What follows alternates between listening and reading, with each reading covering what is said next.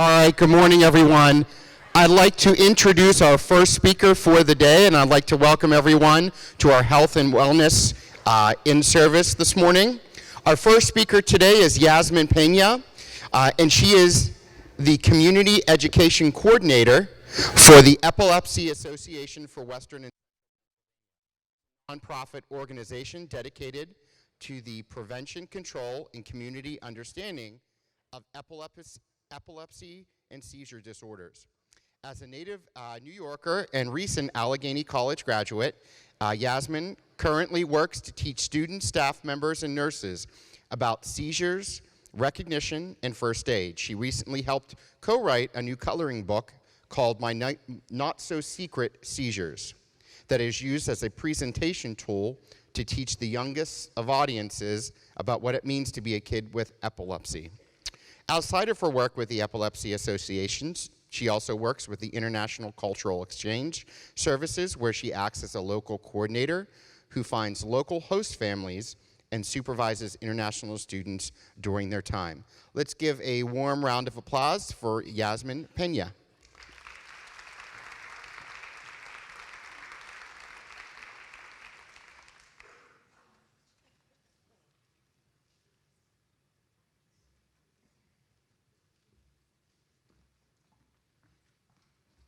Good morning.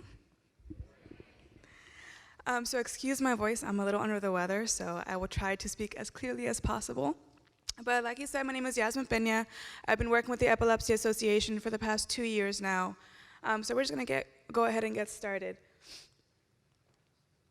So the Epilepsy Association of Western and Central Pennsylvania is dedicated to the prevention, control, and community understanding of seizure disorders and epilepsy. And we endeavor to improve the quality of lives for people with epilepsy and to dispel the myths and stigmas associated with it. So some family services, I'm not going to get into all of them, but just for the ones that are relevant for you guys. If you have any student with epilepsy, we have one-on-one counseling where our office is very proud of the fact that we don't have that like automated voice message service. So when you call us, it's always a real person that you're talking to. So if you want to give us a call, have a parent give us a call. If their child was just diagnosed and they don't really know where to go from here, we can point them in the right direction and provide them with any services that they may need. We also have a bunch of family outings. They're really fun for the kids, especially the family picnic and holiday parties. We always have a ton of activities for the kids. We always have a face painter there. We have a really good relationship with her, so she's always there. We always have like themed parties and things like that, so it's a really good thing to invite them to. Emma's Gift is a movement monitor program, so if you know of anyone who's having nocturnal seizures, they don't have to be children, but there are 3 different monitors that we have a grant for that we can provide them to the family.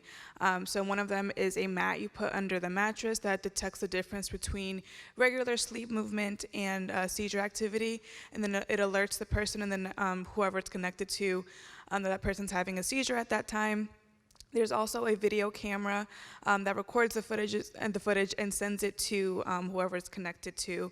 And then you also have kind of like a smart watch that'll detect any kind of seizure movement and then alert the person it's connected to as well. We also have 2 camp programs. Our one in Erie is from June 23rd to 29th. That one's obviously closed because it's coming up.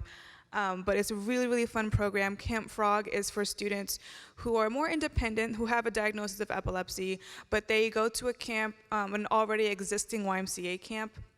So they're fully integrated with other students who don't have epilepsy, and the other kids don't know anything about that. So they're able to do everything they're told they're not supposed to do, like they can, go swimming, horseback riding, archery, rock climbing, all that fun stuff, because all of our staff is trained in seizure recognition and first aid. And then you have Camp Firefly for those students who are not quite as independent. So they have to have a diagnosis of epilepsy and either a physical disability or an intellectual disability, and then that one's a smaller camp and it's only for a weekend, but it's the same kind of concept where all the counselors are trained and they're able, to go to the pool for the first time sometimes and just hang out with other kids like them. So those are really good opportunities. So if you know anyone who would be eligible for that, feel free to come up to me and talk to me about it afterwards. And I'll skip the other things. I'll skip this as well. We also have emergency medication assistance. So if you know of anyone who cannot afford their anti-epileptic drugs for some emergency, their parent might have lost their job recently, things like that, you can point them in our direction and we can help cover that cost for a month. It is a one-time thing, so we do ask that, that they come in an actual emergency and to not wait on the Friday before their prescription runs out to give us a call. We also have the Oscar Project, which is my personal favorite project. It is where we give out seizure response dogs. And when I say give out, I mean they're completely free. We have a very generous donor whose son passed away from epilepsy a few years back. And he really loved his dog, Oscar. So they started this fund for him, and we're able to give out 2 to 3 dogs a year. And 2 years ago, one of my close friends was able to get one of those dogs. So it was really special to see that happen. We also have the Zani Fund, which is kind of just a time for kids to have, a fun activity to do. So the Zani Fund was actually started by one of my coworkers, Andrea Zonneveld. Her brother passed away from epilepsy, so her family started this, where we rent out movie theaters for the day and show whatever free screening of whatever is popular at the time, and then we do a bunch of games afterwards. So the last one we did was Wreck-It Ralph 2, and a bunch of families came. It's a lot of fun. So if you ever have families that are looking for something to do that doesn't necessarily have to do anything with epilepsy, there's no educational part of this, so it's just come have a good time, then feel free to send us our way as well. We also do community education, which is what this is. This is a Project School Alert presentation. So I go around to a bunch of different schools and kind of give this presentation, but we also have them for younger children as well. So if you see over there, there is a bunch of handouts and things that you can take with you, but one of those is the coloring book that he mentioned before. So we actually just finished writing this book called My Not So Secret Seizures. It features a little boy named Ezra who has epilepsy, and he talks about why his friends are so awesome because they know about his epilepsy and they're able to help him when he has seizures and things like that. So that is geared towards the elementary school group, I guess, anywhere from Head Start to 3rd grade is where we kind of cut that off. But if you guys are interested in the presentation, those are really fun and they don't take long. So if you kind of just need a break in the day, you can have us come in and kind of give you those 20 minutes to catch up on whatever you have to do. I'll skip that as well. All right, so now I want to get into the actual bulk of the presentation, which is epilepsy and seizures. So we, of course, want to first ask ourselves, what is epilepsy? So epilepsy is a neurological disorder that's characterized by recurring seizures. It's also referred to as a seizure disorder. Some parents don't like the word disorder, so they'll say, my kid doesn't have a seizure disorder, they have epilepsy. And some don't like the word epilepsy, so they'll say the other thing, but it means the same thing. And a seizure is a temporary disruption of the electrical system of the brain. So if you see here, we have a picture of the terrible towels waving, because we kind of like to compare it to, if you've ever been to a sporting event and the person next to you starts a chant or a cheer or something, and everyone joins in with them, then you can no longer communicate with that person because it's too loud. So it's kind of what happens in the brain. There's too many things going on at the same time, and that's what makes a seizure happen. So seizures can affect the entire brain and impair consciousness and memories, and sometimes it doesn't affect consciousness, and they're able to have a conversation with you or do things that are completely normal while they're having the seizure. But sometimes they will produce changes in consciousness, memory, behavior, and or movement. So epilepsy is not contagious. So I know you guys know this, but because you guys work with younger kids, we like to remind you to remind them. That is the biggest problem we see with younger kids. If someone has a seizure in class, now no one wants to play with them anymore because they don't want to catch it. So we just want you to remind them that it's not contagious. It's not a mental illness or an intellectual disability. However, they can exist in the same person. We see a large number of people who have autism also have epilepsy. We're not really sure why, but one does not cause the other. And it's not the result of a single seizure. You have had to have many seizures in the past or have a high likelihood of having them in the future. You have to have an EEG done to make sure that you're having that kind of brain scan done to see if that activity is actually happening. It's not a condition you can tell someone has based on their appearance. So out of curiosity, how many people know someone with epilepsy?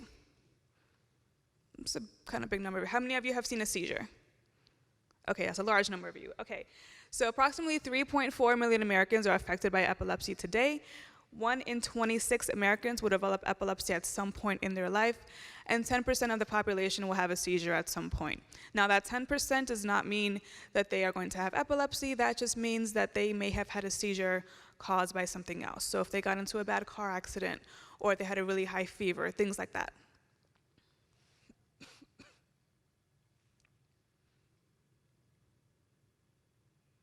All right, so what causes epilepsy? So unfortunately, 60% of the cases are of unknown cause, but when I first started, that number was 70%. So it is going down, which is a good thing. But for the most part, epilepsy can be attributed to anything that can physically harm the brain. So any kind of head trauma, like a ton of concussions, stroke, tumor. A lot of times we see that a stroke in utero would be the cause. Lead poisoning, lack of oxygen to the brain. Sometimes it's genetic, so if one or both of your parents have epilepsy, then you may have a chance of having it as well, but if it's something that your parent developed over time or it happened because they hit their head or something, that's not going to be hereditary. What is going on with this?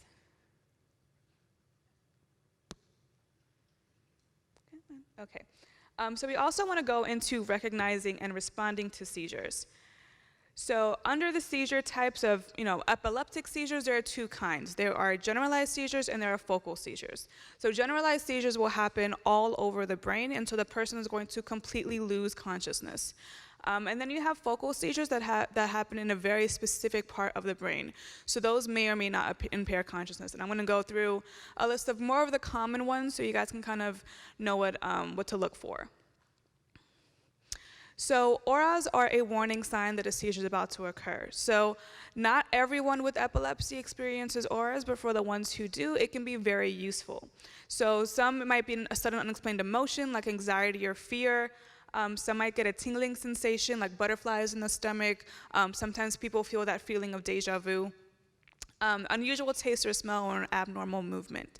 We had a student in high school a couple years back whose aura was the smell of oranges. So every time he smelled oranges, he would look around and see if anyone was eating one, and if not, he knew he had about 2 minutes before he was about to go into a seizure. That school was really great in the way that they had a room set up for him in the nurse's office where he could go run to the nurse's office, have a seizure with the nurse in private, and then come out when he was ready to. So that was really useful for him. But unfortunately, because they're so subtle, like how would you know to look for the smell of oranges as, the thing you go to?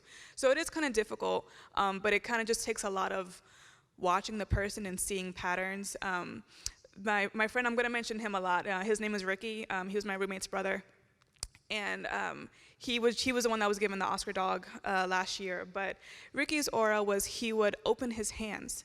And we would never notice that until he kept dropping his phone. So randomly, his phone would drop, and we'd be like, oh no, Ricky's about to have a seizure. And now that he has a seizure dog, his dog's name is Charlie. Charlie knows as soon as he drops something, he gets ready to help him because he's about to have a seizure. So it is really beneficial for people to have these auras. So what does a seizure look like? So if we have time at the end, I have a video to show you what they all look like, but we'll see how we go on time. But for tonic-clonic seizures, I'm going to get into those in a little bit as well as absence. But for atonic seizures, they are a sudden loss of muscle tone. So they're also called drop seizures. So what that looks like is I could be walking across the stage here, I lose muscle tone in my leg, and I instantly drop to the floor.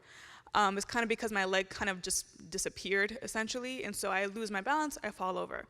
It also happens in the neck sometimes, so if someone is sitting at a desk and they lose muscle tone in their neck, their head will just slam forward on the desk. That's why if you see really young children wearing helmets, it's probably because they're having these kinds of seizures and they're not controlled yet. And then you have myoclonic seizures. So have you guys ever had that sensation of falling off a cliff when you're about to fall asleep, right? and then your body does that like jerk awake. That's a myoclonic jerk. That's not a seizure. I don't want to scare you guys, but that jerk is exactly what that seizure looks like. So it's just one big jerk. Sometimes it happens a couple times in a row, but for the most part, it's kind of just one and done. And then for focal seizures, you have focal aware seizures, which, as the name suggests, the person is still aware. So I could be standing here and talking to you guys, having a seizure this entire time, and no one would know about it but me. I'm not, just so you know, but then you also have also with the focal aware seizures, it might also affect some part of your body. So I could be, again, talking to you, and my hand can randomly start doing this, and I can tell you I'm having a seizure, it'll stop in a second, because it's only happening in the part of my brain that controls my right hand. Sometimes that'll happen as well with that. They'll just get a deja vu feeling, and that's all the seizure is. But then you also have focal impaired awareness seizures that are kind of difficult to explain, so I have a whole slide on that that we'll get to. So absence seizures look like someone is just spaced out. And I love telling teachers this because then they go, oh my God, all my children have been having seizures. That's not the case, I promise you. But it does look just like daydreaming. So someone might just, stop what they're doing. If they're in the middle of a conversation, they might just stop talking and then just stare for a little bit and then instantly come out of it and go, oh wait, sorry, what happened? It'll last about 5 to 45 seconds sometimes, depending on the person.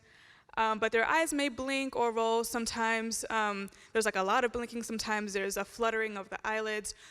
Their eyes may roll back. Their face might twitch. But for the most part, just looks like someone is spacing out. So a good way to know if someone is having this kind of seizure as opposed to just daydreaming is you want to kind of startle them. I know that sounds kind of mean, but if you wave your hand in front of their face or you clap near their ear or make some loud sound or call their name, if they don't like jump at it or don't turn towards you or something like that, then that might be an indication that they're having a seizure. So a lot of people ask me, well, how do I know they're not just ignoring me? If you scare someone, they can't ignore that. So you kind of want to make them jump a little bit and see if that works. And then you have tonic-clonic seizures. So these seizures were known as grand mal. So the name changed just because grand mal just means big bad and doesn't really tell you what's going on. Whereas tonic-clonic is it explains it in two parts. So the tonic phase is the stiffening of the limbs, and the clonic phase is the rhythmic jerking of limbs and face. So during the seizure, they may let out a sudden cry or gasp for air. So it'll sound kind of like an intake of breath kind of thing. All that is when their muscles stiffen up, your diaphragm is also a muscle. So all the air that was in there kind of gets let out in like a whoosh kind of sound. And then all consciousness is lost. They will not remember anything that happens before, during, or after the seizure happens. Breathing may become shallow or irregular for that same diaphragm reason. Drooling or vomiting, bluing of the skin, and loss of bladder or bowel control may occur. So the loss of bladder or bowel control will usually happen when they're coming out of the seizure, because if you think about it, all their muscles were stiff and now they've all been relaxed. So if you have a student having these kinds of seizures, just make sure that you always have a change of clothes available for them. And after the seizure, they will often be confused and fatigued. So it is very common that people will take a couple minutes to wake up after a seizure. So even though they stop shaking, they're not going to be fully awake when they come out of it. So just give them a couple minutes to rest. If you're able to give them kind of time to lay down in the nurse's office or things like that, that's probably the best bet. Just because they're going to be very, very tired. It's one of the kids described it to me as, it feels like I just ran a marathon. So they're going to be exhausted, so just try to give them some time and space. So when someone's having these kind of seizures, the first thing you want to do, this is not in order because I keep forgetting to change it, but the first thing you want to do is look at your watch. So pull out your phone, check your clock in the room, and start a timer for 5 minutes. If the seizure goes longer than 5 minutes, you want to call 911. So they don't often go past 5 minutes, but in the case that they do, it does not become an emergency at 5 minutes, but it allows EMS enough time to arrive before it does. So and that is only if they are convulsing for 5 minutes. So if they are convulsing, for 2 minutes and then they don't wake up for 10 minutes, that's completely normal, so you don't have to call for that. You want to lay the person on the ground and turn them on their side. So as you guys know, you are consistently swallowing your saliva throughout the day. I know nobody thinks about it because that's just something our body does. But now you guys are all really aware that you are swallowing your saliva, and I'm sorry for that.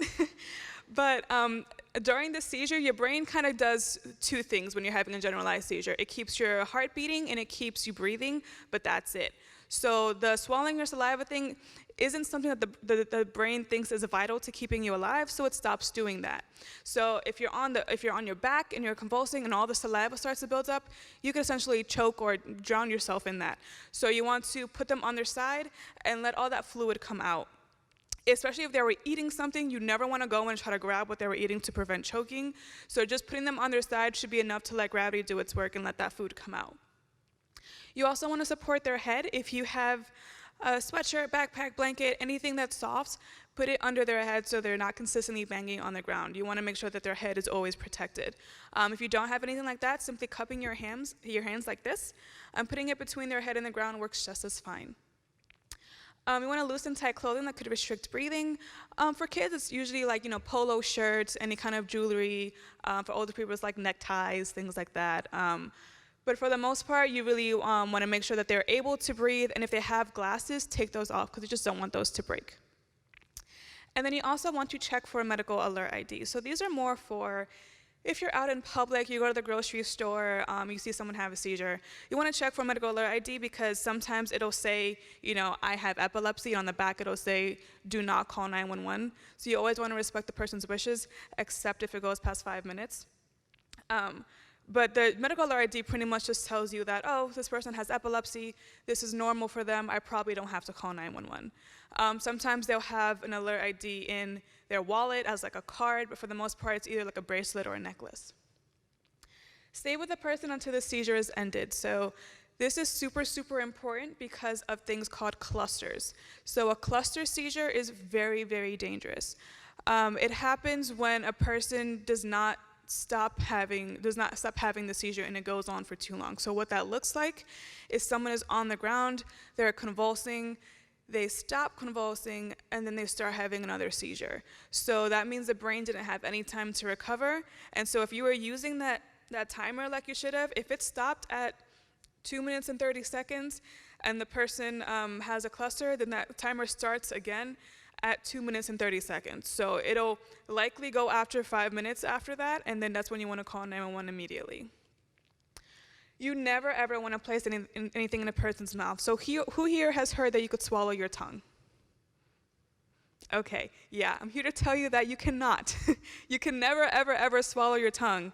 And that was a very, very dangerous myth because people were putting all kinds of things in people's mouths to prevent people from swallowing their tongue. So they were putting wooden tongue depressors that would break off and then become a choking hazard. They would put, metal spoons that they'd always put too far back and end up choking the person. Belts, wallets, all kinds of things. You don't need to put anything in their mouth. If they bite their tongue will heal. That's like the least bad thing that could happen during a seizure, so you don't want to worry about that. You also never want to put anything in a person's mouth because they're not in control of their mouth. If your fingers are near their mouth, they could accidentally bite down with all of their strength and take a finger off. So do not put your hands anywhere near their mouth while they're having a seizure. You also never want to forcibly restrain a person. It's kind of like a human nature thing that if you see someone shaking, you kind of want to hold them to make them stop shaking. That doesn't do anything, and all that does is put you or them in harm's way. We've had a lot of instances where people have tried to hold the person down and accidentally dislocated a shoulder because they were stronger than them. So you don't want to hurt them, you don't want them to accidentally hurt you, so you really just want to stay out of their way. You want to put them on their side and then let the seizure happen. You don't have to touch them after that. You also never want to try to administer food, drink, or oral medication until the person is fully conscious. That's also kind of a human nature thing where someone comes out of a seizure and the first thing you want to do is say, hey, do you want some water? You don't want to do that because you don't know if they're about to cluster. You don't know if they're about to go into another seizure right after they woke up. So make sure that they are fully able to get up, walk around, have a full conversation before you offer them anything to eat or drink. So focal impaired awareness seizures, these are the kind of more difficult ones to describe. So again, out of curiosity, how many people have seen someone sleepwalk? Okay, like half of you.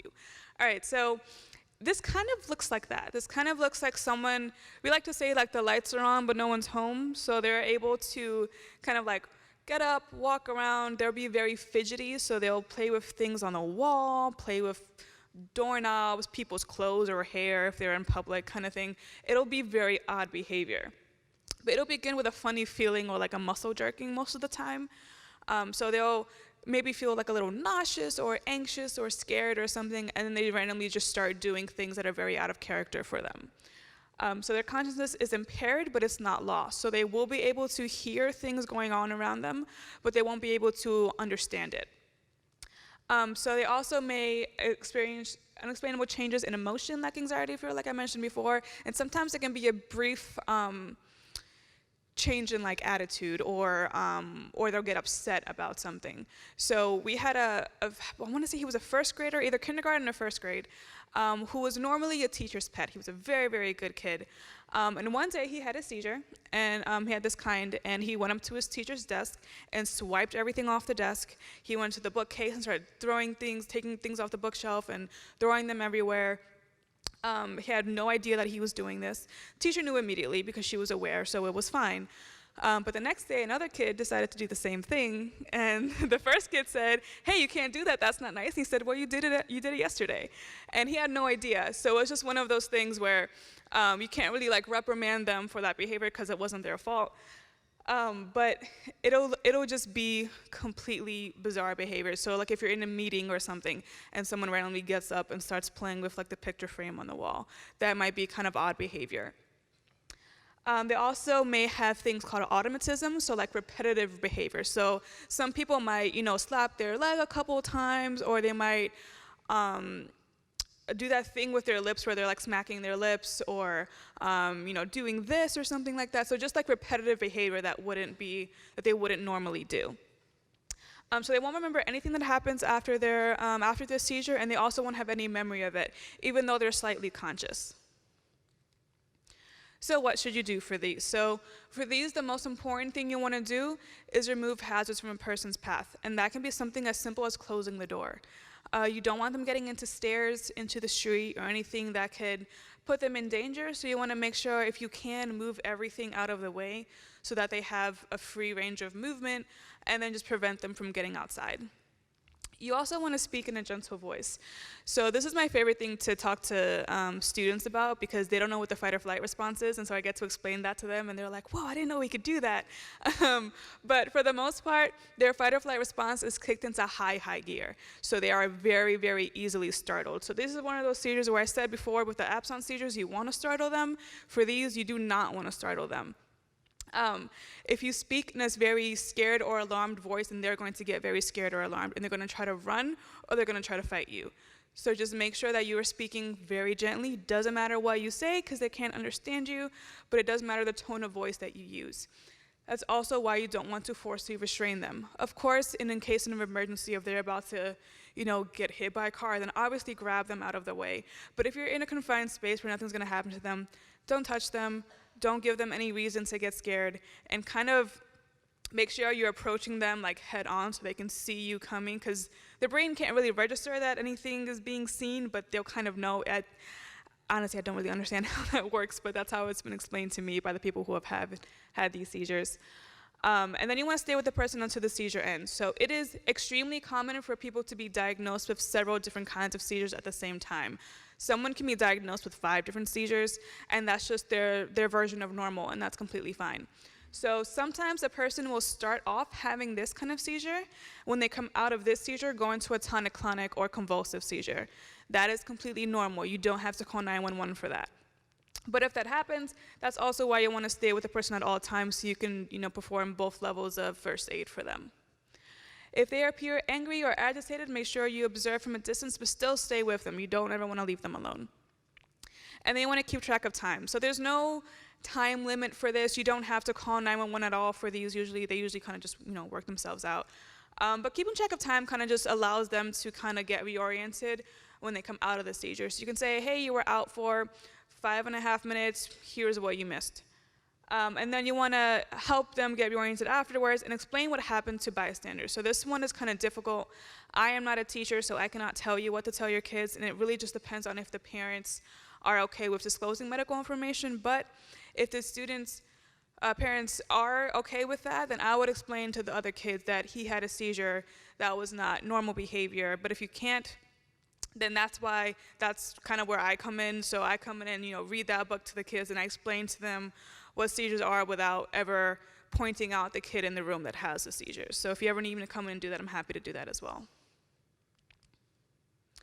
So when should you call EMS? So if you don't remember anything from this presentation, this should be the one thing that you do. So the general rule of thumb for when to call EMS is something is new or something has changed. So if something is new, if the person has no known history of epilepsy or seizures, call 911. This is obviously someone you know well. They've been your best friend for the past 24 years and they've had their first seizure. Obviously, call 911. If it lasted longer than 5 minutes, like we said, for convulsive seizures, if the person is injured, so this is kind of one of those common sense things, you're not going to call 911 if someone bruised their elbow, but if they need stitches or badly injured their head, then you want to call. If the person is pregnant or has diabetes, just because they have an underlying medical condition already, you want to make sure that they go to the hospital to make sure everything is okay on that end. And if the seizure occurs within water, have all you guys heard of the dry drowning phenomenon that was happening these past couple summers? Some of you? Okay. For those of you who haven't heard of it, over the past couple summers, what has been going on is that some kids, even adults, have been going to the pool or the beach or something like that. They almost drowned, so they had kind of like near-death experience kind of thing. They were rescued by the lifeguard. They felt fine. They went home, and a couple hours later, they would pass away because there was water in their lungs. So we want to make sure that if anyone has a seizure in water, doesn't matter if they were in there for 10 seconds, take them to the hospital. Same if they don't have a seizure. If someone almost drowns, period, take them to the hospital. You never know how much water they aspirated, so just make sure to be on the safe side. If the seizures occur in back-to-back clusters without the person regaining consciousness, that's what I mentioned before. And then this one is if the person is known to have a specific type of seizures but begins to have other types, then something is wrong with that as well. So like I said before, you can have 5 different kinds of seizures diagnosed, but the second you start to have a 6th that you've never had before, then something is off. That might be something to do with your hormones, might be something to do with your medication. For the most part, just be safe and go to the hospital. All right, so we also want to prevent them from happening in the first place. So we want to know how to avoid seizure triggers. So the biggest seizure trigger we see is a change in medication or missed medication, if this ever catches up with me, I'm not sure. Okay, so that can be something as simple as the pharmacist doesn't tell you that your prescription changed brands, so like a different company is now making the same drug you had before, but is now done by a different company, and so just that like slight difference might be enough to set off a seizure in someone. So you always want to make sure that people are picking up the medication that they are familiar with. Lack of sleep or fatigue, dehydration, lower high blood sugar also. Pretty much anything that can make a person who doesn't have epilepsy not feel 100% themselves, or grumpy or tired, things like that, can make a person with epilepsy that much more likely to have a seizure that day. You also have flashing lights or photosensitivity. So everyone knows about this one because of concerts and video games and movies and things like that. Only a very small number of people with epilepsy are photosensitive, but we just like to extend that education out just in case. Excuse me. But we also don't always take into account how that happens in schools. So fire alarms are a big thing. They have those strobe lights that can very easily trigger a seizure in someone who's photosensitive. So if you're having a drill that day, make sure the student comes out of the classroom or out of the school until the fire drill is done. And then also with school buses have those strobe lights on top. So if you can ask the bus driver to turn off lights until the student is inside the vehicle, that usually helps a lot as well. Hormonal changes, especially in women. So some women will have seizures all throughout their pregnancy, and once they give birth, they'll stop having seizures, or the other way around. Or some women will only get seizures during their time of the month, and the rest of the month they're fine. And sometimes, mostly, it's puberty. So sometimes puberty can be a blessing or a curse for most people, as we all know that. So sometimes puberty can make someone completely just stop having seizures, and then that's called childhood epilepsy, where they have seizures during their childhood, they hit puberty, and then they're done. Or it can make your seizures that much worse. This actually happened to Ricky's little brother. Ricky's brother also has epilepsy. So he wasn't having seizures, he was kind of like done with them, and then he hit puberty, and now he's starting to have them a lot more. So you can kind of get like both sides of the coin with that one. So I don't think you guys have to worry about puberty until like 5th, 6th grade, I'm not sure. But that's just something to look out for. Alcohol or drug abuse, we hope we don't see, but unfortunately we do. And then fever or febrile seizures, they usually happen in young children. A ton of children have febrile seizures who don't have epilepsy, and that's completely normal. But if someone has a fever, then they're that much more likely to have a seizure during that time if they have epilepsy. All right, so we have 4 different treatment options. We have medication, neurostimulation, the ketogenic diet, and surgery.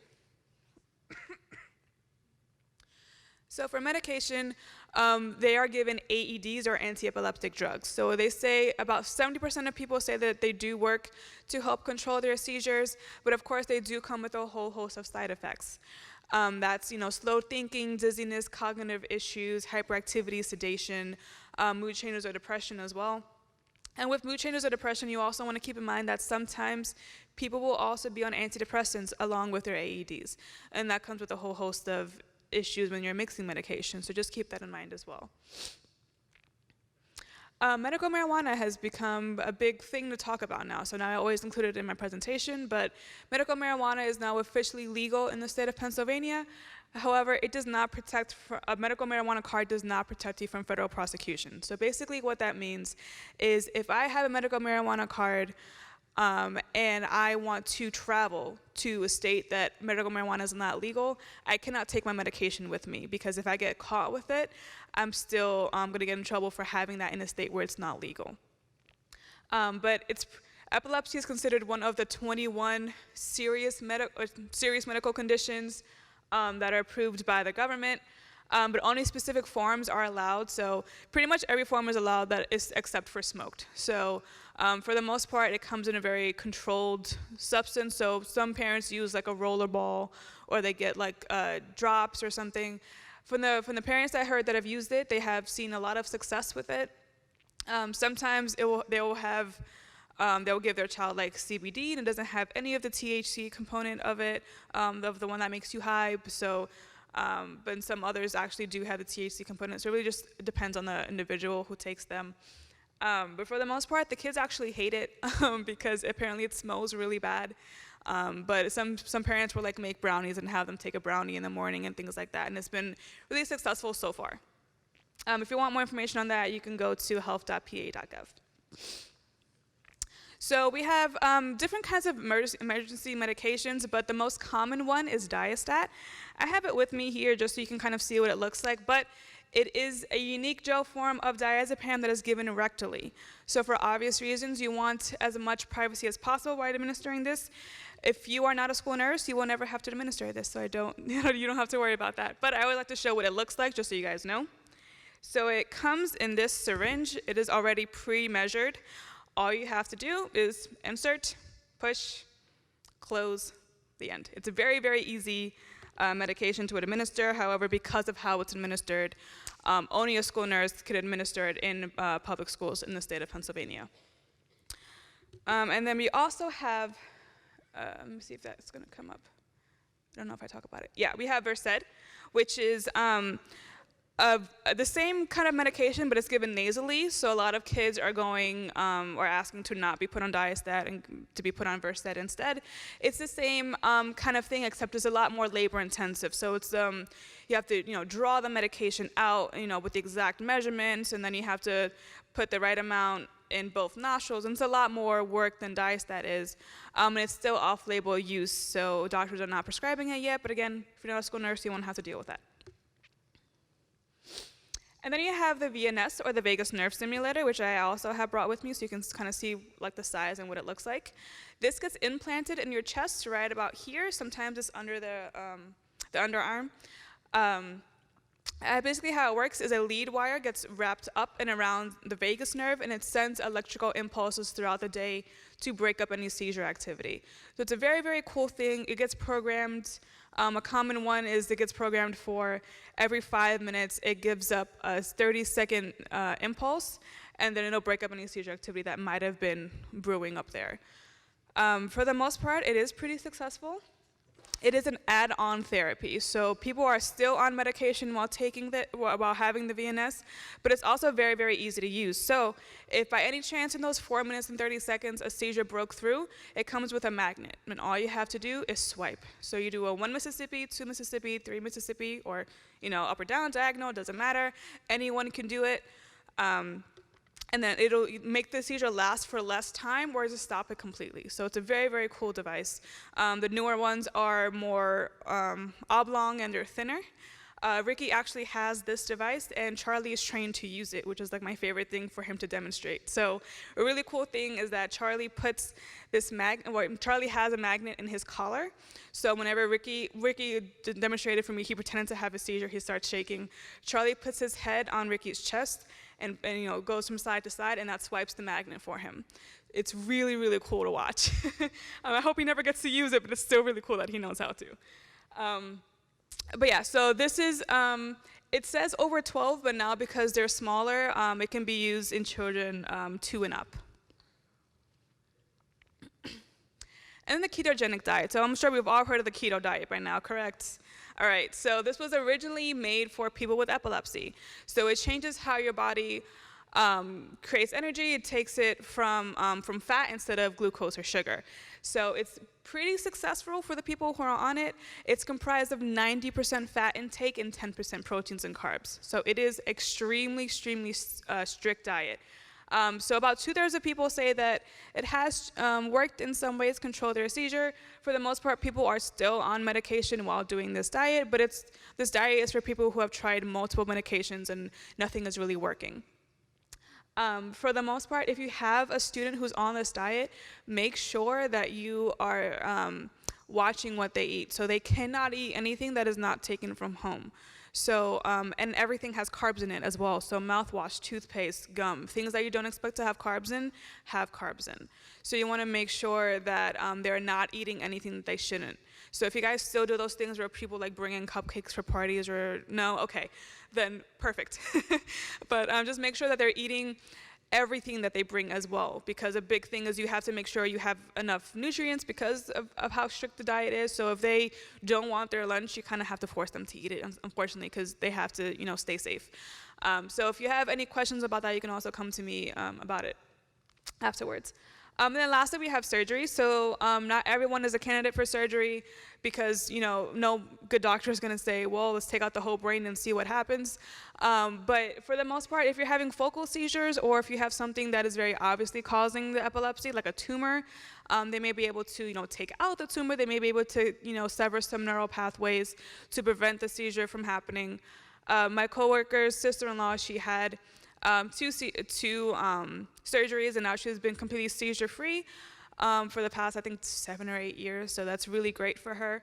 She's not medication-free, but that's not the point here. So we want to just realize that just because you're seizure-free doesn't mean you might be medication-free as well.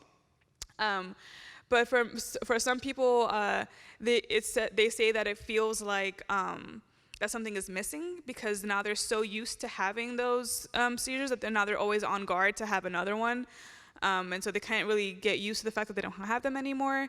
And sometimes they'll still feel it building up and then it just won't happen. So my coworker's sister-in-law, she says that she'll have kind of like a tingling, like when you drink soda and like the bubbles like go all to your head and things. She says it feels kind of like that, but then nothing happens. So, we don't recommend surgery. We don't also not recommend it. It really depends on the individual, but it has worked for many people. And then lastly, we have social issues in epilepsy. So both children and adults experience social isolation as a result of their condition. That starts really, really young. So like I mentioned before, it starts as early as pre-K, kindergarten, where someone has a seizure in class and now no one wants to play with, little Johnny because they don't want to catch it. Or it could be that I'm, Steven's mom and I don't want to invite little Johnny to Steven's birthday party because if he has a seizure, I don't know what I'm supposed to do and I don't want to be blamed for it. So it starts very young, the social isolation. So you kind of want to keep an eye on that. And then it also turns into, I just turned 16. All my friends are getting their driver's license and I can't get mine because if in the state of PA you can't drive if you've had a seizure in the past 6 months. So that becomes a huge issue, especially when you become an adult. You're trying to find a job. Pennsylvania is a very big driving state. There's not a lot of public transport around. So if you're not able to drive, you can't really get the job you want because you can't get there. So it's just one of those things that kind of have, we don't want to pity anyone with epilepsy because they don't want our pity, but we do want to keep that in mind that those are some issues that they do have to face. They do sometimes go through periods of depression, and then that'll, do the antidepressants, things like I mentioned before. And then some children with epilepsy are at an increased risk of developing learning disabilities. So that is not really because of the seizures, that's more because of the medication. So a lot of times the medication will make them feel groggy or confused or not be able to focus in class and things like that. But usually when they get their medication sorted out, it usually kind of works itself out. So we have a lot of kids who were diagnosed with dyslexia, and then once they got their medication fixed, they were like, oh, you don't have that anymore. So just kind of keep that in mind, that it really sometimes is just a matter of getting their medication fixed.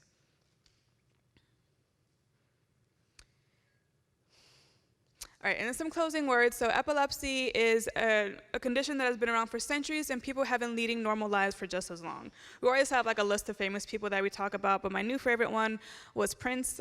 Prince had childhood epilepsy and did very well for himself.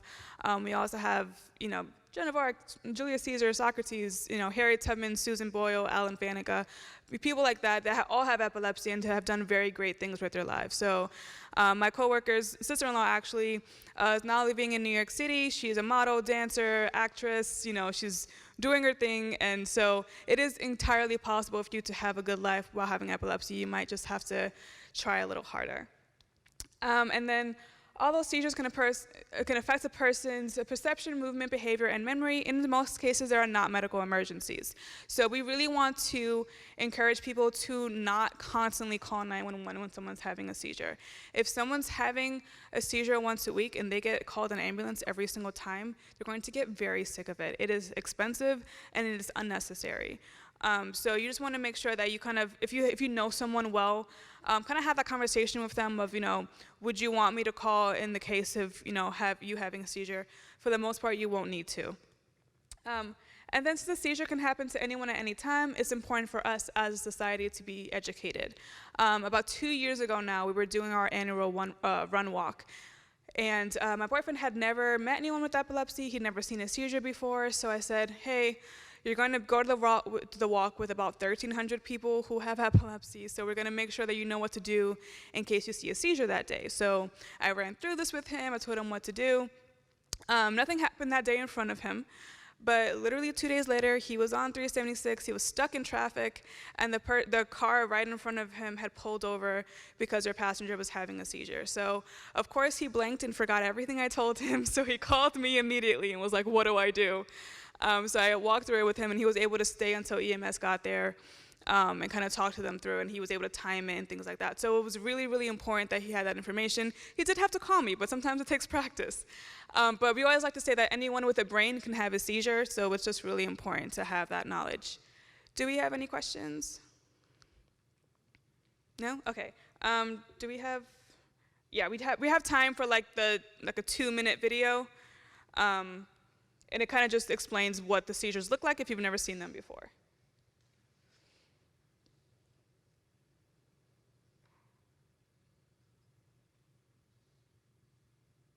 The seizures. There are basically two kinds of seizures, generalized and partial. Generalized seizures happen when the electrical disturbance swamps the whole brain at once.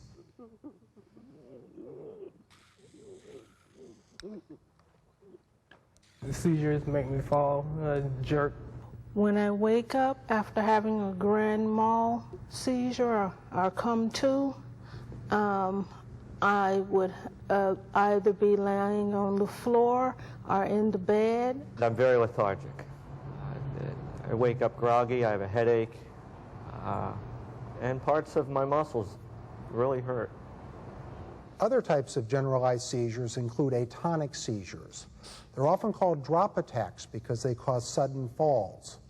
On the other hand, myoclonic seizures produce jerks that can affect part or all of the body. Some generalized seizures look more like daydreaming or blank staring. Oh, pardon?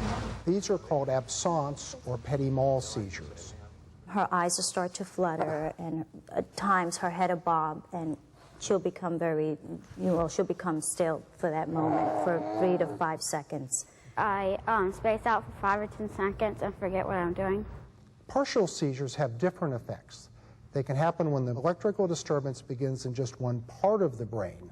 For example, simple partial seizures can cause changes in sensations, vision and sound, movement, or even feeling, depending on which part of the brain is affected. Simple partial seizures do not affect awareness. I get a feeling of fear that comes over me and a feeling of deja vu or something that's happened in the past, and it just kind of makes me sick to my stomach.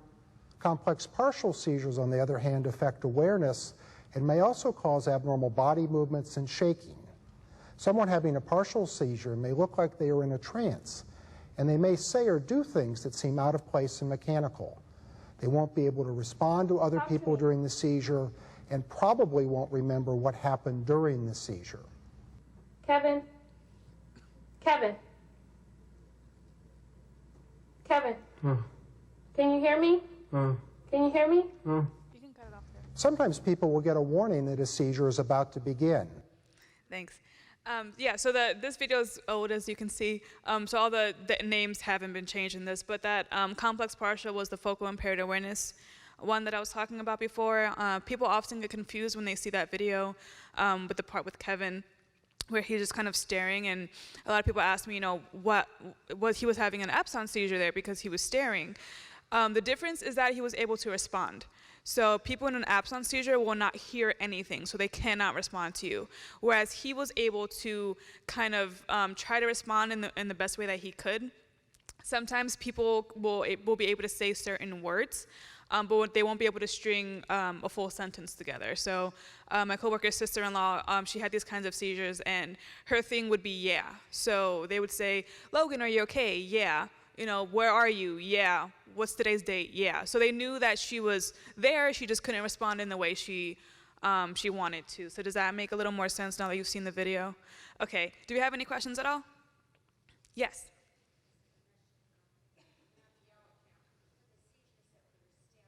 Mm-hmm.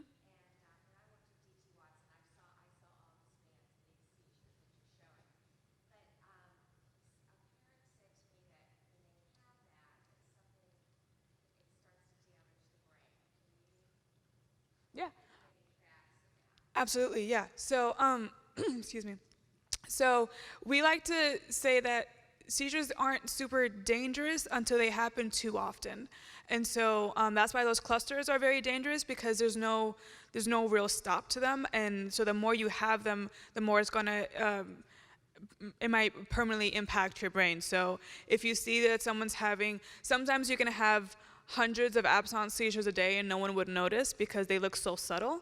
So it's one of those things where that's when it becomes dangerous, when they're having that many. And if they're having that many, then they need to, you know, get on better medication. But that's the only thing that can kind of stop that for the most part. But yeah, it absolutely can be damaging to the brain. That's why we want to make sure we have that first aid information and make sure that we're calling 911 when we need to. So yes, absolutely, it can damage your brain if you're having too many of them.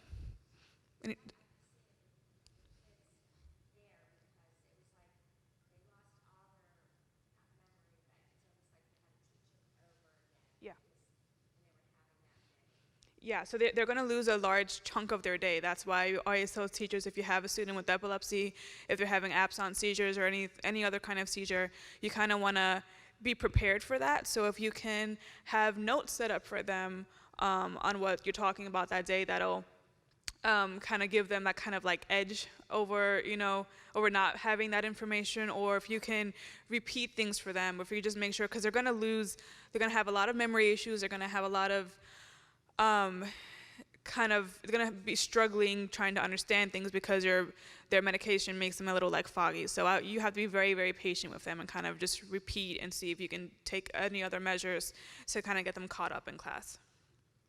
Anyone else? Okay, so I have a bunch of things over here that you guys are welcome to take. The red sheet is a fact sheet, but on the back it has first aid instructions on what to do in case someone has a tonic-clonic seizure. And then we have 2 posters that are for tonic-clonic seizures and focal seizures, kind of a one sheet of like what to do, and on the back they're in Spanish. And then a flyer on Project School Alerts. If you want me to come and do a presentation for your students, I'm more than happy to do that.